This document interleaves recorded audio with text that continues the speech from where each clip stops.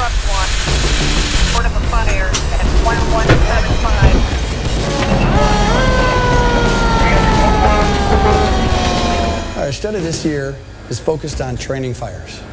What are the fuels that we're responding to, from traditional pallets and straw to fires that are using oriented strand board or engineered wood products, to training scenarios that use simple theatrical smoke and some digital form of simulating the fire. Comparing all that data to each other, as well as to the data we collected last year with the scenarios that simulated today's structural responses, cardiovascular responses, chemical exposure responses, as well as the heat strain that our firefighters are under in each of those different scenarios.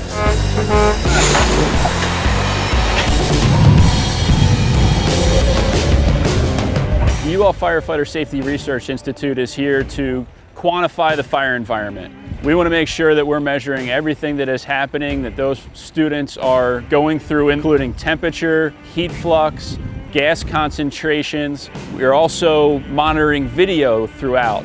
So we want to watch how the students are approaching their different tasks, whether they are searching via the truck or suppressing the fire via the engine. We want to track their movements through the structure, as well as understand how effective they're being at accomplishing their mission, while our partners measure all of their biological and exposure risks.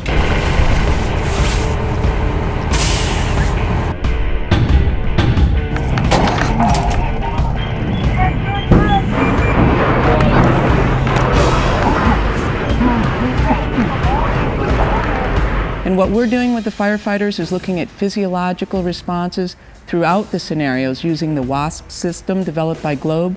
With that, we're able to look at heart rate, respiration, estimates of core body temperature, and also the position of the firefighter.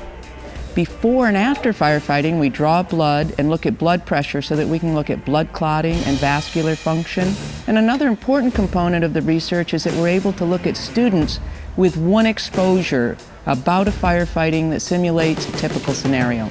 We're also measuring our instructors who go through 3 scenarios and do typical work of an instructor throughout the day. So the cumulative strain that we're concerned about, both from a safety and health standpoint. And our overall goal is to provide some scientific data that can inform those who are charged with safely and effectively training firefighters.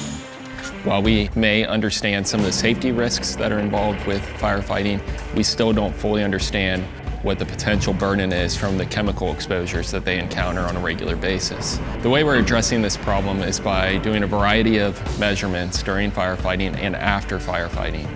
We're trying to characterize what's in the atmosphere during firefighting, as well as what gets onto the gear, what gets onto the skin, and then what gets into the body. The way we're measuring what gets into the body is biological measurements like urine sampling, exhaled breath sampling, and blood monitoring.